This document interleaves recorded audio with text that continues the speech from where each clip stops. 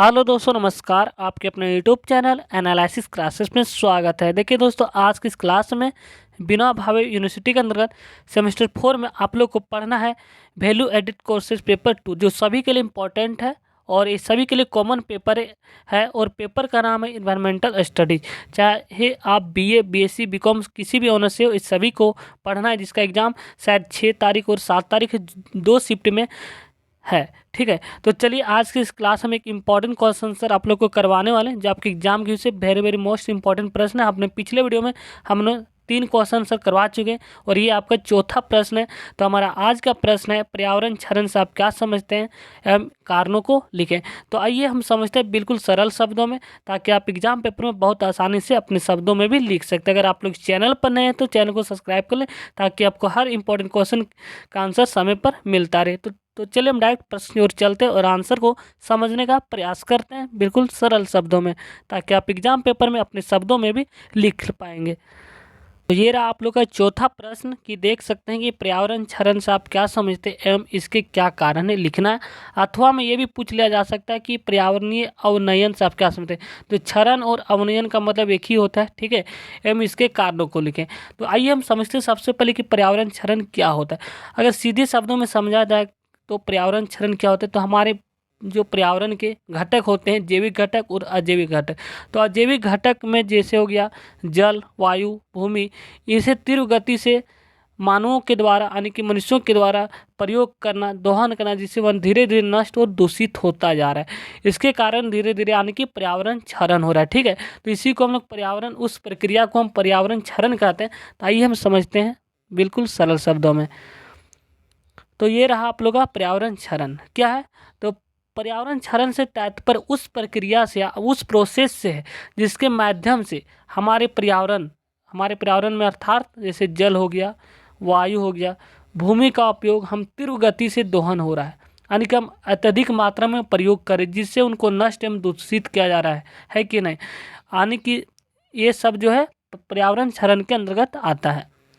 इसको और हमने यहाँ पे एक्सप्लेन करने का प्रयास किया। विशिष्ट रूप से पर्यावरण क्षरण प्राकृतिक संसाधन जैसे कि जल, मिट्टी, वन, हवा आदि की कमी, पारिस्थितिकी प्रणालियों के विनाश यानी कि इकोसिस्टम यानी कि पारितंत्र प्रणाली का विनाश हो रहा है, और वन्य जीवन के विलुप्त होने के कारण पर्यावरण में आई गिरावट है कि नहीं। अगला पॉइंट है कि पर्यावरण क्षरण या अवनयन के अंतर्गत पर्यावरण में होने वाले वे सारे परिवर्तन आते हैं जो अवांछनीय यानी कि जो जरूरत नहीं वो सब हो रहा है, यानी कि धीरे धीरे उसमें परिवर्तन यानी कि बदलाव हो रहा है पर्यावरण में, और किसी क्षेत्र विशेष में या पूरी पृथ्वी पर जीवन को खतरा उत्पन्न करते हैं। अतः इसके अंतर्गत प्रदूषण आता है, जलवायु परिवर्तन हो गया, जैव विविधता का क्षरण यानी कि नुकसान, और अन्य प्राकृतिक आपदाएं जो कि इसी के अंतर्गत शामिल की जाता है, यानी कि पर्यावरण क्षरण के अंतर्गत शामिल की जाती है। यानी कहीं न कहीं पर्यावरण क्षरण का मतलब हम जो भी पर्यावरण के जो घटक हैं, जल, वायु, भूमि, दिन पर दिन उसका अत्यधिक प्रयोग करने से उसका दोहन किया जा रहा है, नष्ट किया जा रहा है, दूषित किया जा रहा है, तो वे सभी जो है तो पर्यावरण क्षरण के अंतर्गत आते हैं। ठीक है, आइए और क्लियर करते हैं यहाँ पे। अतः हम सामान्य शब्दों में हम कह सकते हैं कि जब पर्यावरणीय घटक, जो कि पर्यावरण घटक हो गया, हवा हो गया, पानी हो गया, मिट्टी हो गया आदि जैसे संसाधनों की गुणवत्ता में गिरावट आती है, तो उसे ही हम लोग पर्यावरणीय क्षरण कहते हैं। यहाँ से आप लोग का डिफिनेशन क्लियर हो गया है। ठीक है, उम्मीद करता आप लोग समझ गए होंगे। ठीक है, तो पर्यावरण क्षरण को पर्यावरण अवनयन अथवा पर्यावरण विनिष्टीकरण के नाम से भी जाना जाता है, यानी कि पर्यावरण का ह्रास यानी कि पर्यावरण का विनाश, इन सब को नामों से जाना जाता है पर्यावरण क्षरण को। ठीक है, आइए अब देखते हैं कि पर्यावरण क्षरण के क्या कारण। हम अत्यधिक संसाधनों का उपयोग कर रहे हैं, ये मुख्य कारण। हम दिन प्रतिदिन वनों का विनाश कर रहे हैं, ये भी पर्यावरण क्षरण कारण। पहला आइए देखते हैं कि पर्यावरण क्षरण के निम्नलिखित कारण है। इनमें से पहला आपका कारण है कि वनोन्मूलन यानी कि वनों का विनाश। हम अपने आवश्यकताओं की पूर्ति के लिए हम दिन प्रतिदिन वनों का विनाश करते जा रहे हैं। मानव जगत में जनसंख्या वृद्धि भी ये भी पर्यावरण का क्षरण का कारण है, क्योंकि जैसे जैसे जनसंख्या बढ़ती जा रही है वैसे वैसे हम संसाधनों का बहुत बड़ी मात्रा में उपयोग करें, दोहन करें, जिससे कि पर्यावरण क्षरण हो रहा है। तीसरा पॉइंट है कि हम जलवायु परिवर्तन भी पर्यावरण क्षरण का मुख्य कारण है। दिन प्रतिदिन तापमान बढ़ रहा है, यानी कि ग्लोबल वार्मिंग बढ़ रहा है, तो तापमान बढ़ने से जलवायु परिवर्तन हो रहा है, और जलवायु परिवर्तन जैसे जैसे बदलाव हो रहा है पर्यावरण क्षरण भी हो रहा है, कहीं न कहीं पर्यावरण को नुकसान पहुंच रहा है। चौथा पॉइंट, प्रदूषण भी पर्यावरण क्षरण का मुख्य कारण है। पांचवा कारण है कि प्राकृतिक कारण भी हो गया। छठा कारण है संसाधनों का अत्यधिक दोहन कर रहे हैं हम लोग, है ना कि। तो टोटल हमने 6 पॉइंट को देखेंगे पर्यावरण क्षरण के मुख्य कारण, जिसके कारण पर्यावरण को नुकसान हो रहा है। तो चलिए हम एक एक पॉइंट को अब एक्सप्लेन करते हैं। तो सबसे पहले हम देखेंगे कि वनों का विनाश। ये वन का विनाश जो कि पर्यावरण क्षरण का जो होता है मुख्य कारण है।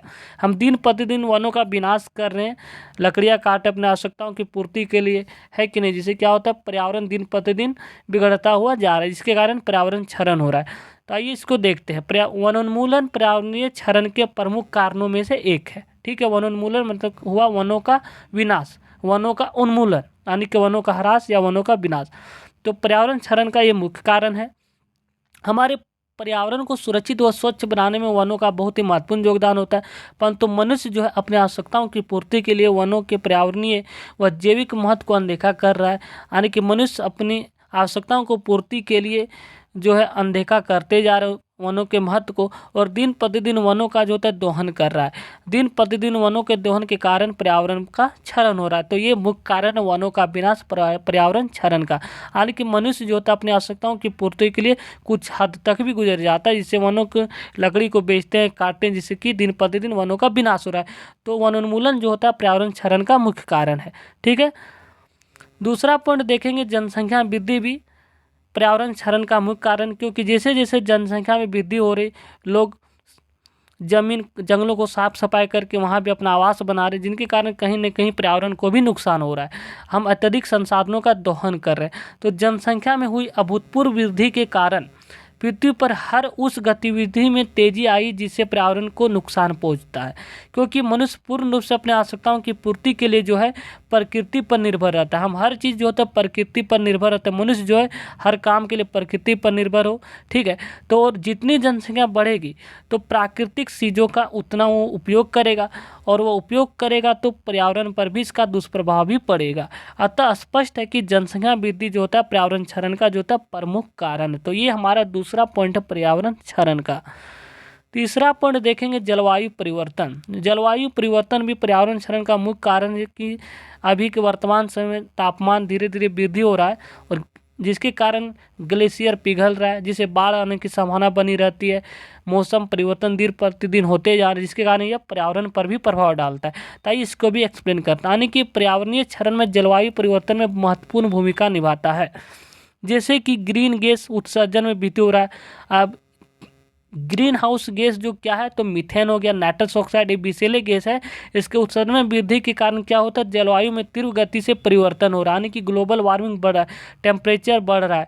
जो पृथ्वी का औसत तापमान होना चाहिए वो औसत तापमान में परिवर्तन हो रहा है, जिसके कारण जलवायु परिवर्तन हो रहा है। तो ग्रीन हाउस गैस में वृद्धि होने के कारण जो है जैव विविधता पर इसका नकारात्मक प्रभाव पड़ा है। ठीक है, ग्रीन हाउस गैस जैसे कि हमने बताया कि नाइट्रस ऑक्साइड हो गया, CH4 यानी कि मीथेन हो गया, और कार्बन डाइऑक्साइड हो गया, जिसके कारण पर्यावरण पर यानी कि जैव विविधता पर भी इसका नकारात्मक प्रभाव पड़ता है कि नहीं। और इस तरह के जलवायु परिवर्तन के कारण जो होता है आने वाली वर्षा में जो होता है पृथ्वी के तापमान में वृद्धि हो जाएगी, यानी कि टेम्परेचर बढ़ेगी, जिसका सीधा असर हमारे पर्यावरण पर पड़ेगा, और पर्यावरण में रहने वाले जीव जंतु और पेड़ पौधे पर असर इनको देखने को मिल सकता है। तो ये सभी कारण जो है पर्यावरण जलवायु परिवर्तन ही इसका मुख्य कारण है पर्यावरण क्षरण का।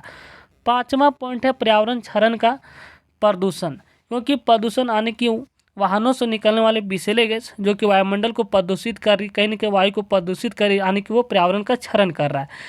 भूमि का भी क्षरण हो रहा है, क्योंकि आज हम भूमि प्रदूषण, नालियों से बहने वाले, कल कारखानों से निकलने वाले कूड़े कचरे जो होता है अक्सर हम नदियों में बहा दिया जाता है, जिससे कि जल प्रदूषित हो जाता है, यानी कि जल प्रदूषण भी बढ़ा, जिसके कारण इसका प्रभाव पर्यावरण पर भी देखने को मिलता है। तो आइए इसको भी एक्सप्लेन करते हैं प्रदूषण को। तो आज के विकास इस वैज्ञानिक बहुत तेज़ी से युग में औद्योगिकरण और शहरीकरण हो रहा है। जैसे जैसे हम औद्योगिकरण और शहरीकरण की ओर बढ़े वैसे वैसे प्रदूषण भी बढ़ रहा है। इनकी वृद्धि के कारण जो होता है पारिस्थितिकी तंत्र पर, इकोलॉजी सिस्टम पर जो है तो इसका नकारात्मक प्रभाव पड़ा है। क्योंकि इनके विकास के कारण यानी कि जैसे जैसे हम उद्योगों की ओर शहरीकरण की ओर बढ़ रहे हैं, इनका विकास के कारण जो होता है वायु पर प्रभाव पड़ा है, जल पर, भूमि पर। क्योंकि औद्योगिक से निकलने वाले कल कारखानों से धुएं, शहरीकरण के कचरे, तो इसका उपयोग जो होता है भूमि आदि प्रदूषण में वृद्धि हुई है, यानी कि बढ़ोतरी हुई, जो पर्यावरण को नुकसान पहुंचाने में महत्वपूर्ण भूमिका निभाते हैं। अतः स्पष्ट है कि प्रदूषण जो होता है पर्यावरण अवनयन का प्रमुख कारणों में से एक है। तो ये हमने देखा चौथा पॉइंट पर्यावरण क्षरण का। पांचवा पॉइंट है प्राकृतिक कारण भी है, कुछ मानवीय कारण तो कुछ प्राकृतिक कारण भी है पर्यावरण क्षरण का। तो ये देखते हैं कि प्राकृतिक कारण क्या है। तो पर्यावरणीय क्षरण में देखा जाए तो मानवीय गतिविधियों के अतिरिक्त कुछ प्राकृतिक कारण भी महत्वपूर्ण भूमिका निभाते हैं पर्यावरण क्षरण में। कुछ प्राकृतिक कारण जैसे कि हो गया जंगलों में आग लग जाना, तूफान हो गया, भूस्खलन जैसे आपदा आना, सुनामी आ गया, भूकंप आ गया आदि भी किसी मानव और पशु समुदाय, पेड़ पौधे के जीवन को समाप्त कर देते हैं, जिससे कि इसका पर्यावरण चक्र प्रभावित होता है। अतः स्पष्ट है कि प्राकृतिक कारण भी पर्यावरण क्षरण का प्रमुख कारणों में से एक होता है। यानी कि कहीं कहीं मानवों तो नुकसान कर ही रहा है, लेकिन कभी कभार जो होता है प्राकृतिक कारण भी पर्यावरण क्षरण का मुख्य कारण बन जाता है। जैसे जंगलों में आग लग जाना, तूफान आना, भूस्खलन होना, ये सब क्या है, एक आपदा, प्राकृतिक आपदा, जिनमें से पर्यावरण को भी प्रदूषित करता है। ठीक है। छठा पॉइंट है प्राकृतिक संसाधनों का दोहन। यानी कि जैसे जैसे जनसंख्या में वृद्धि हो रहा है वैसे वैसे मनुष्य अपने आवश्यकताओं की पूर्ति के लिए बहुतायत मात्रा में संसाधनों का दोहन कराने की वो बहुत ज़्यादा मात्रा में उपयोग कर रहा है, जो कि संसाधन कुछ सीमित है, जैसे कोयला हो गया। तो इसका हमको ध्यान रखना चाहिए, यानी कि तो चलिए इसको भी हम क्लियर करते हैं।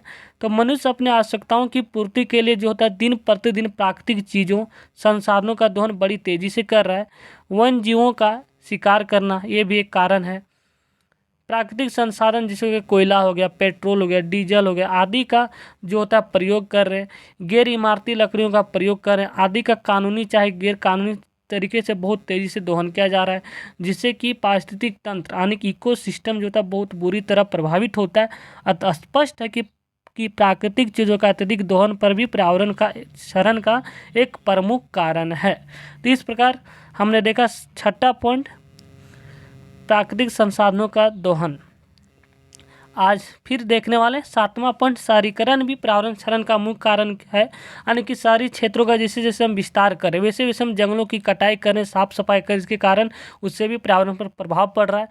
यानी कि शहरी क्षेत्रों का विस्तार यानी कि प्राकृतिक आवास को हम लोग नष्ट कर रहे हैं और पारिस्थितिक तंत्र को प्रभावित करते हैं। इससे भूमि उपयोग में परिवर्तन और प्रदूषण और बढ़ता है। ठीक है, ये आपका सातवां पॉइंट है।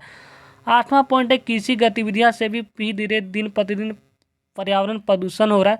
यानी कि जैसे जैसे हम एग्रीकल्चर के क्षेत्र में आगे बढ़ रहे हैं, यानी कि हम विभिन्न प्रकार के कीटनाशक उर्वरक का प्रयोग कर रहे हैं, वैसे वैसे हमारी भूमि को भी प्रदूषित कर रहा है, जिससे कि यानी कि कहीं न कहीं पर्यावरण का क्षरण हो रहा है। तो कृषि गतिविधियां भी पर्यावरण क्षरण का मुख्य कारण है। यानी कि अत्यधिक रासायनिक उर्वरक और कीटनाशक का उपयोग जो होता है मिट्टी की उर्वरता को कम करता है और जल स्रोत में प्रदूषण लाता है। इसके अलावा मोनोक्रॉपिंग, एक ही फसल की खेती जैव विविधता को कम कर देती। तो ये भी कृषि गतिविधियां भी जो है पर्यावरण क्षरण का मुख्य कारण है। ठीक है, खासकर जो होता है रासायनिक उर्वरक और कीटनाशक का जो हम उपयोग करें, इसके कारण मिट्टी की उर्वरक शक्ति दिन प्रतिदिन कम होता जा रहा है और इससे कीटनाशक जो होता है और जो भी हम दवा का यानी कि यूज करते हैं वो पानी में मिल जाता है, यानी कि कहीं ना कहीं पानी को भी प्रदूषित करा, यानी कि जल प्रदूषित करा, यानी कि कहीं ना कहीं पर्यावरण का क्षरण हो रहा है। उपयुक्त सभी बिंदुओं से स्पष्ट होता है कि सभी पर्यावरण क्षरण यानी कि अवनयन के प्रमुख कारण। तो हमने टोटल 8 पॉइंट को देखे जो कि पर्यावरण क्षरण के मुख्य कारण बताए गए और हर एक पॉइंट आपके एग्जाम के से इंपॉर्टेंट है। आप एग्जाम पेपर में उम्मीद करते हैं बहुत आसानी से लिख सकते हैं। आइए एक बार हम फिर से रिपीट करते हैं कि पर्यावरण क्षरण किन के कारण हो रहा है। तो पहला है कि वनों का विनाश, सबको याद रख लीजिएगा। दूसरा है कि जनसंख्या की वृद्धि, यानी कि जैसे जैसे जनसंख्या में वृद्धि हो रही हम अत्यधिक मात्रा में संसाधनों का उपयोग कर रहे हैं, यानी कि संसाधनों का दोहन कर रहे हैं, ये भी पर्यावरण क्षरण पर प्रभाव डाल रहा है। तीसरा है कि जलवायु परिवर्तन हो रहा है, इसका भी मुख्य कारण। चौथा है प्रदूषण। पांचवा है प्राकृतिक कारण से। छठा है संसाधनों का दोहन और सातवां में हमने देखा शहरीकरण और 8वां में देखा कृषि गतिविधियाँ। तो टोटल हमने आज 8 पॉइंट देखे पर्यावरण क्षरण के। तो ये सभी मुख्य कारण है जिसके कारण दिन प्रतिदिन पर्यावरण क्षरण हो रहा है। तो थैंक यू गाइस, ये आपका पूरा कंप्लीट होता है। मिलते हैं नेक्स्ट वीडियो में इंपॉर्टेंट क्वेश्चन के साथ। अगर आप लोग इस चैनल पर नए तो ताकि चैनल को आप लोग सब्सक्राइब कर लें ताकि आपको हर इंपॉर्टेंट क्वेश्चन समय पर आंसर मिलता रहे। तो थैंक यू गाइस, मिलते हैं नेक्स्ट वीडियो में। धन्यवाद।